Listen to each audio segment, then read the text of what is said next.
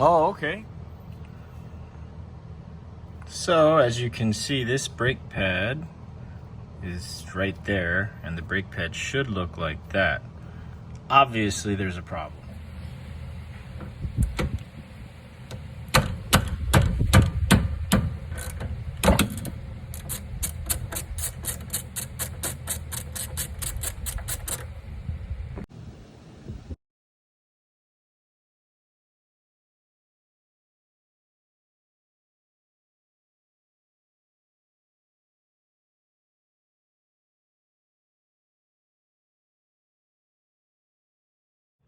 We'll just take one of the brake pads, and as you can see, this guy's all the way maxed out.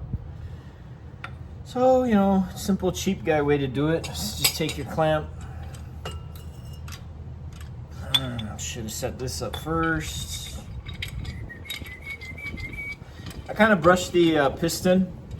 It was a little bit rusty. It's been quite a while since it was changed and depressed, so there's some surface rust, but I don't think it'll be too much of a problem as long as the boot's not torn. So hopefully you can see that there. Just get this guy seated. Right, put some pressure on him.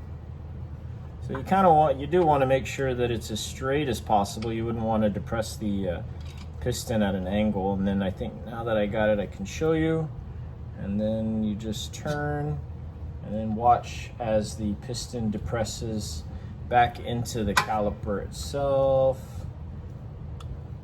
Right, and then you're just turning. There. And then homeboy's in. So that's, you know, what it looks like, right? You just use the old pad as a flat surface on your clamp to push the piston back in. And just put a little grease on the slide pins so that they will slide. And these are the size 14s that you just grease up a little bit. So yeah, just took some pictures. The clips went back on. Clip. Grease the slide pins a little bit. Those are here, those 14s at the back. And then just kind of brushed the 17s. You know, obviously I use this clamp, I forgot to show you guys, to depress the piston. So he's back in, the brakes are in. Now you just need to pump the brakes and put the tire back on. Good deal.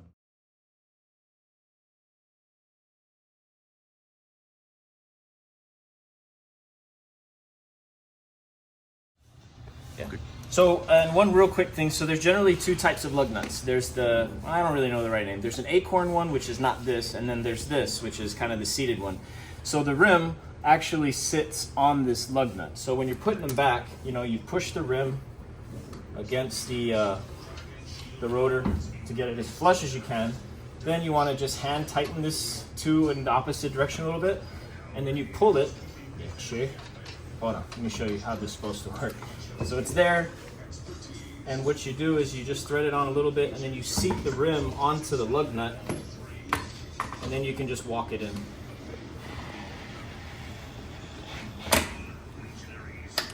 And then you just walk it in.